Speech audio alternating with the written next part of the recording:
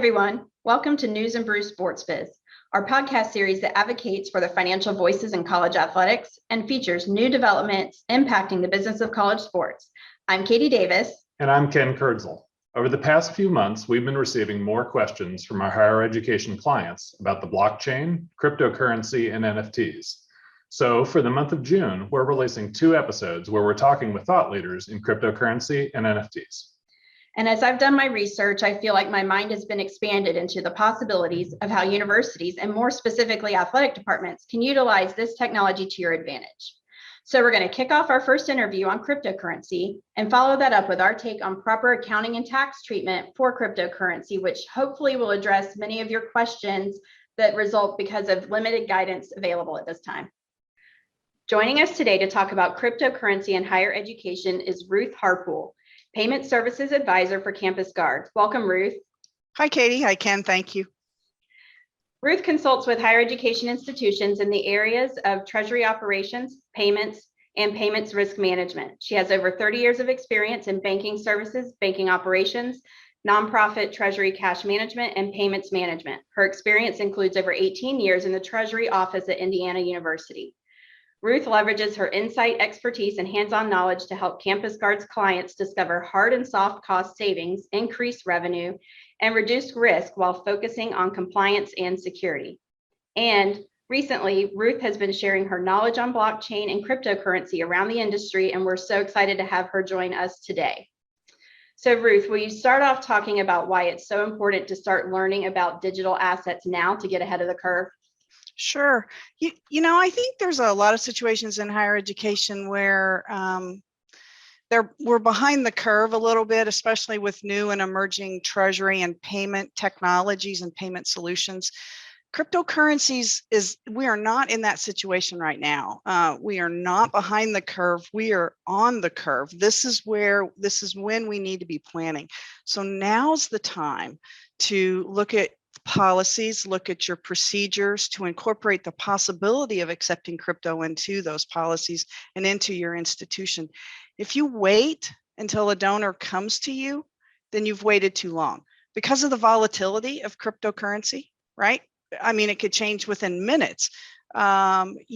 A donor could knock on your door today and say, I want to make a donation. And you might say, okay, great. Let me go figure out how to get the donation. And 30 days later, you get back to them and the value of their currency has dropped dramatically in that time frame, or it's increased dramatically. So waiting is not an option when a donor is ready to donate crypto. Waiting is an option when a donor wants to donate cash. That doesn't change. If a donor wants to donate with a credit card, that doesn't change. The value of what they want to donate doesn't change. The value of crypto does. Absolutely. So, Ruth, we're starting to see some of with our clients and just others, within the industry that university endowments and foundations are often now accepting cryptocurrencies as donations. And then we've also seen some headlines where there's some universities that are even talking about accepting it as a form of payment for tuition. For those that are getting into this space, what kind of key insights do you think they need to know? Yeah, I think the first thing institutions need to do is learn the language. It can be very intimidating language.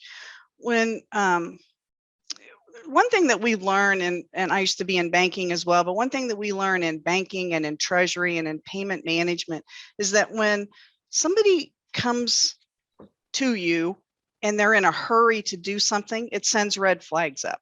If they come to you and they're in a hurry to make a transaction or have you initiate a transaction and they use language that you're not 100% comfortable with, it sends additional red flags up. So avoid the red flags, learn the language, understand what the terminology is, be comfortable with it. Take as an example the term exchange. Well, what does that mean? Is it just a place where you go and trade things? Or is there value added? Is there actual financial advice given? So understanding what those terms are is very valuable. Understanding what a hot wallet is versus a cold wallet and whether the institution wants to hold its currency at all and whether it holds it in a hot wallet or a cold wallet is very, very important. I've also seen instances where donors will come to a school And by the core by offering them a donation or wanting to give them a donation, they also want to help the school or the foundation learn the process and learn the language. So a donor may help because a donor is maybe savvy in the crypto area where the school may not be. So it depends on the donor's connection with the school and how valuable that connection is for them. So I think really, in addition to learning the language, the other thing that's extremely important is to stay up on what's going on. Understand where your state is when it's discussions, when it's legislators are talking about cryptocurrency. Understand what the government is talking about. The US federal government is putting out various calls for information, and here's a whole bunch of questions that the Federal Reserve released. Here's a bunch of questions that the President's Working Group on Cryptocurrencies and Central Bank Digital Currencies have released. They want to know what do we feel in the market. And so schools aren't shy in giving their opinion, and this is an area that they definitely should not be shy about giving their opinion in. We're teaching cryptocurrency and blockchain in higher education. Let's move from the academic side to the administrative side and make sure that the administrative voice is heard. It's not just about teaching the youngsters of today that are attending our colleges and universities about what their future is going to be and what maybe a potential financial based future might be. But it's also about making sure that we understand the management of it, how it's created, what the regulations ongoing might be, and how they will affect schools, universities, foundations going forward. Yeah, and Ruth, you and I have talked before about this whole chicken and egg dynamic right now, where schools who may want to start utilizing this technology are stuck in the middle between customer demand and technology being developed that's still going on right now. So when does it make sense for a school to say, okay, I'm ready to start utilizing this technology as a form of payment? And what are some of the mechanics, connection to the accounting systems and then things like that need to be worked through? Sure. And I think these are great questions and things that schools need to consider. You mentioned earlier about some schools that may be taking crypto as tuition. There may be a couple that are taking it directly, that have set up exchange accounts that are allowing students to make a payment directly to an exchange account. But I've seen more instances where the school has hired an intermediary to, and I don't want to name any of the intermediaries, but there's a number of them out there, to name an intermediary where the intermediary would take the funds, convert it, take the crypto, convert it to a US dollar, and send the donors, the student, I guess, the student's information and the US dollar to the school. So the headline says that the school accepts cryptocurrency for tuition, but really it's their intermediary that's accepting the crypto, converting it to US dollars, and the school is getting the US dollars. So there's one thing, our intermediaries needed, and would that be helpful in getting a school to be able to accept it from a tuition perspective? The next thing is these back end, let's call them legacy systems that universities have, these accounting systems that they have. How do you communicate the acceptance of a payment that came in by crypto into the university's legacy system?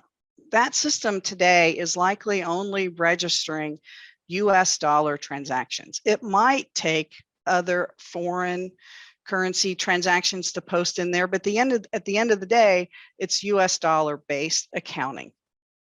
So how do you get cryptocurrency converted into US dollar accounting? That, I haven't seen a solution for that yet. That's going to have to be built by, that connection has to be built by schools and foundations saying to vendors that are providing ways to accept crypto, I need a file that translates this to US dollars for me so that I can post it to my system. Or they need to go to the providers of these ERP systems that are their general ledger systems and say to them, you're going to have to build a whole nother module that allows us to bring in blockchain data that has financial cryptocurrency data in it and be able to translate and be able to report on that. That seems a lot more heavy of a lift to me than going to the vendors that are providing the ways to accept the payment and asking them to make that translation for you and provide you a API or a flat file or something else that you can ingest into your ERP system, because the accounting has to be there. You still have to report it. And you guys know as well as I do, the IRS side is still there. And in order to comply with that, you have to be able to track it accurately. Mm-hmm. Yeah, and we'll get into some of the technology sides and some recommendations there as it relates to ERPs or donor development systems and even ticketing systems. Mm-hmm. But to touch first on, you talked about these intermediaries. And so, really they are these third-party payment processors and, ones we've heard of that a lot of universities and foundations are starting to investigate are entities like Engiven and the Giving Block that do convert that crypto on to US dollars on behalf of the organization. So do these intermediaries help to improve efficiencies or reduce risks? And would you recommend that they look into that as opposed to doing the direct conversion themselves? Yes, I do think that they help improve efficiency and reduce risks to varying degrees. So Engiven and the Giving Block, I think, are the only two businesses that I've seen in this space. There may be others, but they're the only two that I've seen in this space that specifically look towards how to help nonprofits. So if you will, I think they can be considered as tour guides, trusted resources, not financial advisors. They don't play the role of a financial advisor, and they're actually not the ones converting from the crypto to the US dollar. Those are the exchanges doing that. So I think both Engiven and the Giving Block use an exchange called Gemini. So Gemini holds the wallets, holds the ability to accept the crypto, converts it to US dollar, puts it in a US dollar account. But what Engiven and the Giving Block have done is they've cut the onboarding time down that it takes to open an account for a not-for-profit to open an account. Look, if you're a not-for-profit, whether you're opening a bank account, a custodial account, securities or an exchange account, or a crypto exchange account, the application, identification verification, establishment of access privileges, it can all get very complicated, and it's all very different because you're a nonprofit.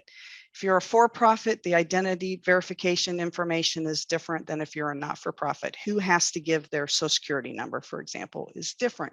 And so it takes a little bit of time for businesses that are not accustomed to working with non-for-profits, like many of these exchanges, to understand what those intricacies are. And that's where Engiven and the Giving Block have stepped in and helped one exchange in particular figure out how to get the onboarding process of opening an exchange account, reporting on the detail, even so far as giving donor receipts. This is where they help. So I really look at them like tour guides, trusted advisors, not necessarily, they're certainly not fiduciaries. They're not financial advisors, but what's the language? What should I know about? And this is where I see them playing a very large role. Yeah, and I think that's interesting because I've heard, and we actually have another podcast episode with someone, Stephen F. Austin, talking about how they've implemented a platform for tokenizing different assets on their piece of the blockchain. And it was interesting because as they went through the buy-in process with campus, legal and others said, it was really important to not be seen as an exchange, and then all of the administrative burden around that by doing it directly. So something like this would certainly help reduce risk exposure by relying on one of these tour guides. But what would you recommend as far as the financial advice side then, if you need another intermediary to kind of help navigate some of that? Sure. Every university, college, and foundation that I have ever worked with already has investments in securities, in other items, stocks, bonds, property, things like that, they already have a financial advisor there. Go to the same place. And if they don't have the answers, then ask them for direction on where to find an advisor. But in most cases, every one of those types of advising firms, financial advising firms, traditional financial advising firms, if you will, every one of those has somebody or a team of people that are working or are already up to speed on what's going on. The other thing, and I probably should have mentioned this earlier. Actually, I did mention policies earlier that universities should think about, but they need to look closely at their existing policies. And I'll cite one in particular. If a school has an environmental, social, and governance policy, an ESG policy, that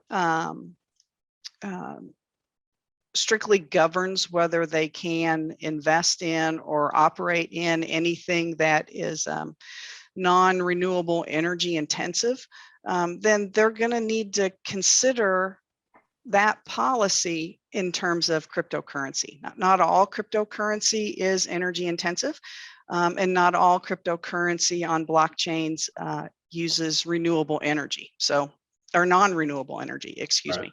So it's about them understanding what their existing policies are. Have you defined an existing policy that actually prohibits you from accepting blockchain on the existing blockchain platform because it is extremely non-renewable energy intensive? Well, then does it do you any good to go through writing a policy determining whether you can and cannot accept it, which cryptos you will accept? If at the end of the day, the policy says you can't, then you can't, or you shouldn't, right? So it's a broad look at policies to make sure that you're doing what you should be doing. So just want to go back and pick that up because I think that's an important part. No, it is. And we've definitely heard a lot more recently with the environmental focus of cryptocurrencies and all that. So that's a great point. You alluded earlier to a big issue with cryptocurrencies, which is the market volatility issues, which we've seen very recently here, some very large ones. But you made mention of even like a one-day lag or an intraday lag in liquidation of a donation could result in large fluctuations of value. So what kind of risk does this volatility pose in the higher education or college athletics space? And are there ways that those risks can be mitigated? And also on the flip side, are there opportunities out there that would make those risks worth it? Yeah, so I think, again, the risk is the volatility. And I had someone ask me this a couple of weeks ago, what determines the value of crypto? And my answer was supply and demand and social media. And I think you have to throw social media in there. You get one US government official that says this is vaporware and it's not real. There's no value pegged to it. And if you're not an early adopter or a believer in opportunities that may come to the future, then suddenly you're like, I don't want any part of it. It has no regulations. There's nothing that backs it. There's no US dollar or fiat currency that backs it. So I think that's important to know that social media or media in general, in addition to supply and demand, which is different than every other currency we've ever used in society, right? Even when we use shells early on, if somebody said that shell is of no value, it doesn't make any difference because someone else would say that it would be. So now in terms of fluctuations in price, I think the risk is that you lose value. You could lose a donor. Or you could lose an opportunity. There was a time, and let me give you some numbers here. On May 2nd of 2021, as an example, the value of one Bitcoin was $58,232.32. So if a donor knocked on your door on May 2nd or May 1st and said, I want to donate 10 Bitcoins to you, $580,000, right? And you said, great, we don't have a way to do that yet. Let's get something set up and we'll get back to you. And you got back to them 3 weeks later, which seems like a reasonable amount of time to open an account, you get back to them 3 weeks later. Unfortunately, 2 weeks later, actually not even 3 weeks, but 2 weeks later, the value of that one Bitcoin dropped from 58,000 to 34,000. So now that 10 Bitcoin donation, which was 580,000, now becomes 340,000. So, if the donations were bigger than that, and this is something I said earlier at a conference when I was speaking with a group from the Higher Education Forum of Nakubo, I said, look, the difference could be between naming rights on a building and a parking privilege, right? And it could be a matter of days that cause that. Is there intraday risk? Yes. It's not as bad as extended day risk, right? But the intraday risk is if I donate a Bitcoin or any other crypto to you now, and you have an automated process set up with your exchange that as soon as it comes in, it converts immediately to US dollars, then your risk is that daylight in between, those seconds between converting. Will the value change in seconds? It could. Will it change dramatically in seconds? Likely not. Depends on who tweets what, but likely not, right, in seconds. But in days and certainly in weeks, it could change. And so having again, going back to the exchange and going back to your trusted advisors, having a process set up, if your institution decides you're going to accept crypto, then the next thing you're going to have to decide is, now what? Are you going to hold it in crypto, or are you going to go ahead and convert it to US dollars, to a US dollar account? And if you're going to convert it to a US dollar account, is that an automated process? Or is that a manual process where one of your staff has to get in and move it from one account to another to make the conversion? I'd recommend, if you're going to convert it to US dollars, that you find an exchange that will auto convert for you. And you can set those instructions up. And then it's auto converted and it's sitting in a US dollar account in that exchange. Now you've got another thing to think about. If your institution says that your available balances, that your cash, your US dollar balances has to be backed by insurance, FDIC, for example, in a bank account, then can you hold that US dollar in that exchange? And so here's where you have to do a little bit more research to understand whether that exchange is associated with a financial institution or whether it's not. If it is associated with a financial institution, then it's highly likely that that US dollar account is backed by FDIC insurance, even though it's sitting in the exchange. If it's not, then you may not have any insurance on that account whatsoever. And so you need to be able to get it out of your US dollar exchange account and into your bank account where it does have that FDIC coverage. So I feel like I danced around your question a little bit, but I think there's a lot of intricacies, and it's not just, okay, I've decided to accept crypto, yay, let's go. No, it's I've decided I want to accept crypto. Now let's look at our policy. Can we? All right, now let's look at an exchange. How do we get it set up? And how will it function? What are the operational steps that we need to know? How do I report on it? What kind of reports do I get? Is it in US dollars? Is there FDIC insurance or any other insurance out there that can cover it? Yeah, lots of good things. Yeah, it's a lot of good information, and I'm so excited you're sharing all of this, because our listeners and a lot of people that have been asking us a lot of questions, this is going to just, the light bulb, I can see it coming on for them. So, as the light bulb starts coming on for them, you and I have previously talked about how one thing that people in higher education can do is really engage with their technology business partners, and how schools get what these vendors deliver, yet vendors sell what they think schools need. And so there's maybe a communication gap, or perceptions, assumptions, and there's not really any specifics because it's so rare that you see collaboration there. Also, from my experience working with athletic departments, I rarely see my clients completely happy with what their technology vendors offer. So what can our listeners do now to help shape the technology as it's developed?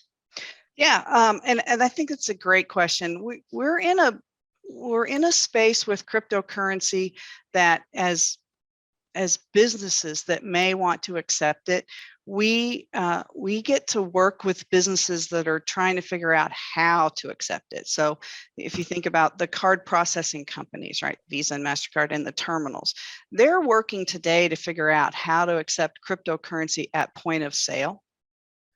So the conversations that we need to have as institutions, we need to take us from being passive adopters to being active adopters, if you will. So if I'm a passive adopter, whatever my vendor brings to me, that's how I'm going to do it. If I want to be an active adopter, then I'm going to find a way to take crypto myself, to make it work in my ERP, to make it register in my sales system, and my cash register system, and my online system, whatever that is.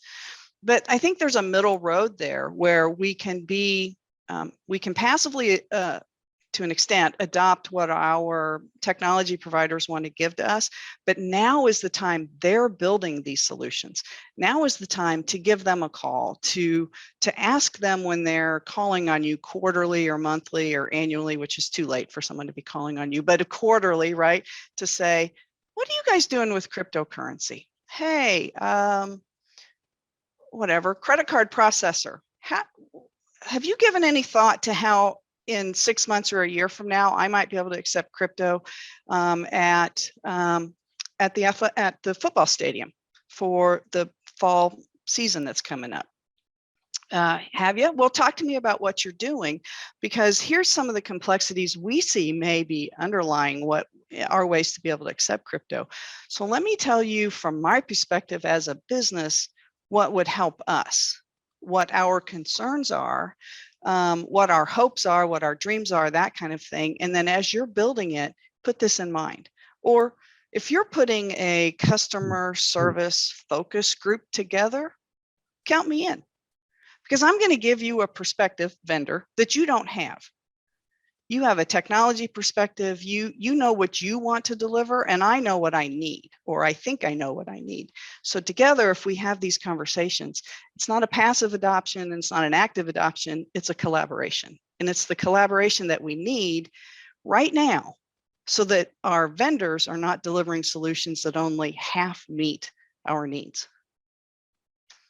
Yeah, I think that's great. And it is a great opportunity that,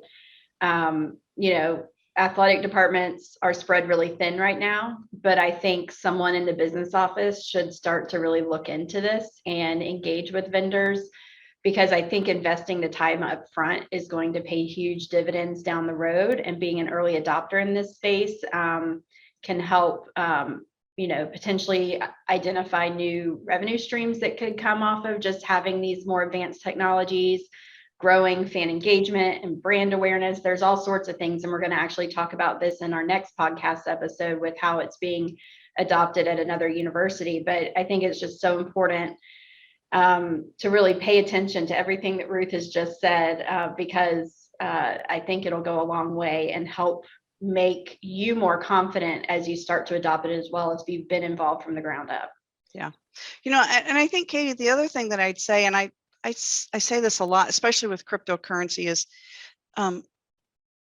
small bites, chew thoroughly, right? How do you eat an elephant? You take small bites, one bite at a time. And I've added the chew thoroughly thing. So small bites, chew thoroughly. Don't expect that a solution is going to be broadly comprehensive to cover every one of your needs. So on the athletic side, can you take crypto for ticket sales, for marketing events, and for concession sales, and for apparel sales?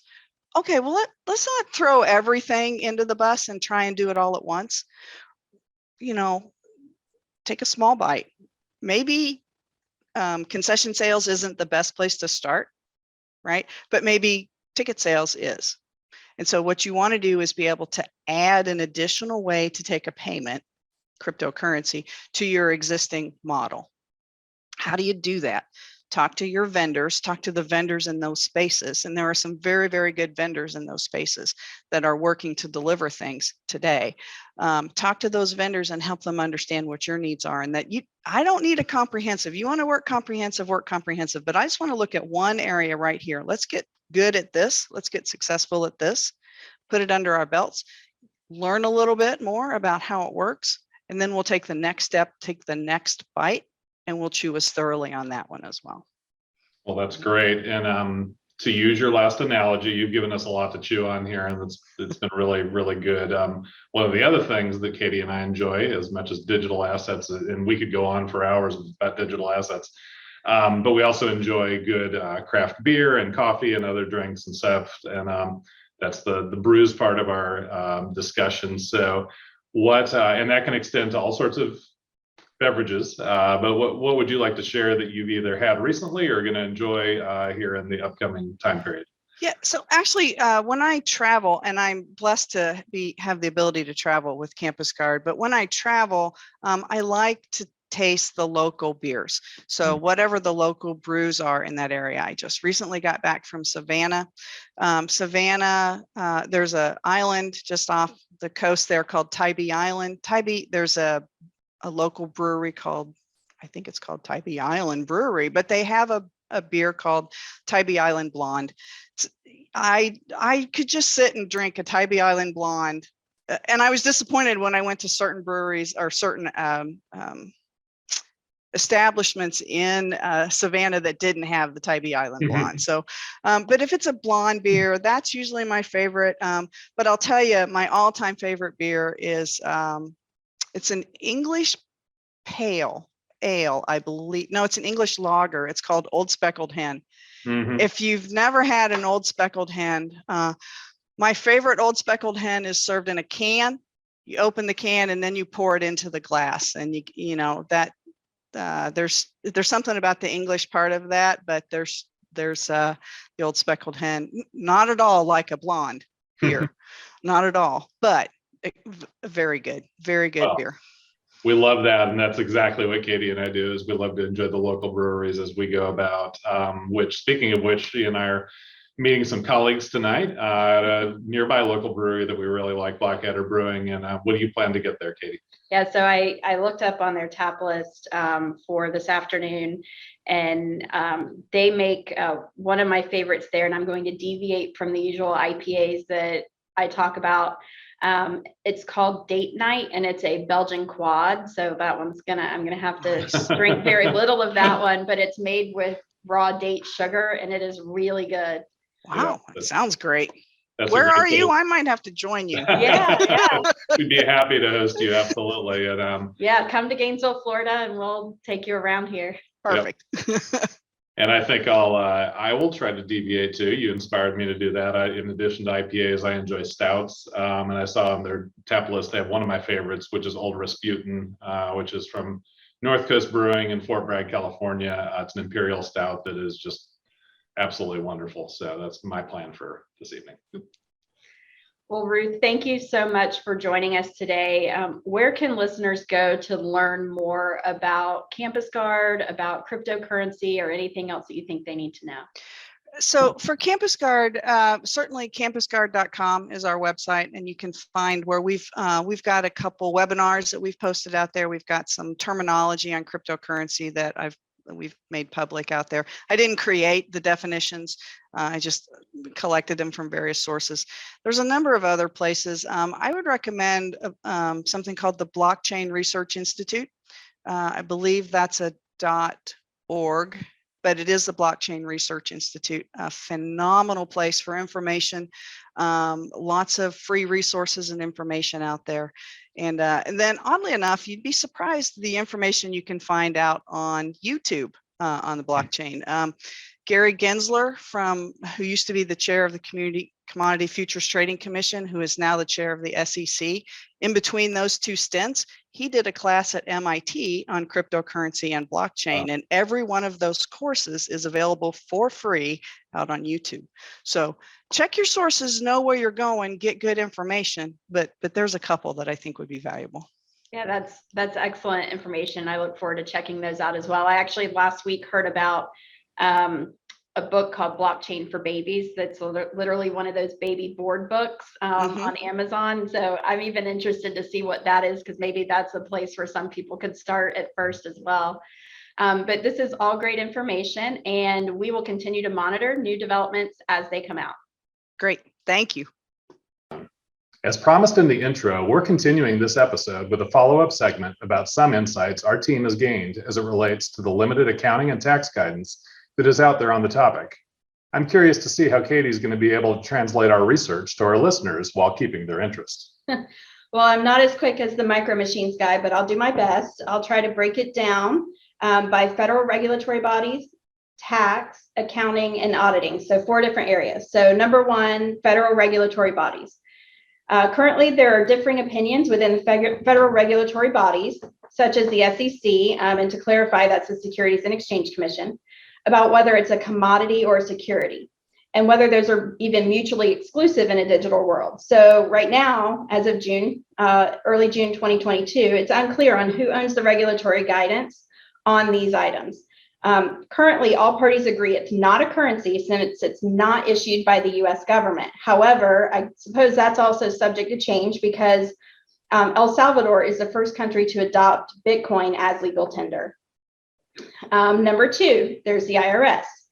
The IRS says for federal income tax purposes that virtual currency is treated as property, and general tax principles applicable to property transactions apply to transactions using crypto. So when you sell virtual currency, you must recognize any capital gain or loss on the sale, subject to limitations per the capital asset rules. For tax purposes, you will adjust to market, unlike GAAP, which I'll get to in a minute. Also, if you accept virtual currency donations, the IRS says your donor acknowledgement responsibilities are to provide written acknowledgement as you would any other donation and treat it as a non-cash contribution. This includes specific 990 reporting if applicable, filing a Form 8282 if the virtual currency is liquidated, and signing a Form 8283 if a donor is claiming a deduction of more than $5,000. Number 3, accounting. There's no prescriptive guidance on digital assets in GAAP, so treatment defaults to similar standards based on the fact patterns. There is an AICPA guide out there on digital assets. Long story short is that the AICPA stance is that accounting for cryptocurrency is similar to that for an intangible asset, since it can't be currency because, as I said before, not issued by a government. Caveats are made if you're an investment company, which of course is not applicable in the higher ed space, or if you're making an NFT yourself to sell, and in that case, you would classify it as inventory. But for intangibles, that's held at amortized cost less impairment. That means you write it down for impairment, but you can never write it back up. So if you got it at 20, it went down to 10 and then back up to 50, you have to keep it recorded at 10. Of course, there's a lot of debate about this and which digital assets should be subject to fair value. The FASB's just picked this topic up at their last board meeting for more research, but we wouldn't expect them to issue anything for at least a year. And then the GASB, of course, would be well after that. And number 4, now I'm switching into my auditor hat. The good news, the public blockchain is a single source of truth that shows who owns what at any point in time. So your auditors can obtain your private keys stored in your digital wallet and search for them on places like Etherscan, which will help the auditor obtain some fairly concrete evidence. If you use a third-party custodian to hold your private key, your auditor may first send a confirmation to verify completeness and accuracy of your addresses, and then use those addresses to check on the public blockchain. Well, there you have it. Great job, Katie. Thanks. And don't worry, we'll transcribe this and post it to our website so you can refer back to it. Make sure you also check out part 2 of our June podcast release for another episode specifically on the use of NFTs and other digital assets in the college athletics space. Thank you for tuning in. Cheers. To learn more about the James Moore & Company Collegiate Athletics and Higher Education segments, go to jmco.com. And don't forget to sign up for Insights to get our latest industry updates, news, and events delivered straight to your inbox. You can also follow us on Twitter at JMCO Higher Ed and on LinkedIn for the latest news as the landscape of collegiate athletics and higher education is continually evolving.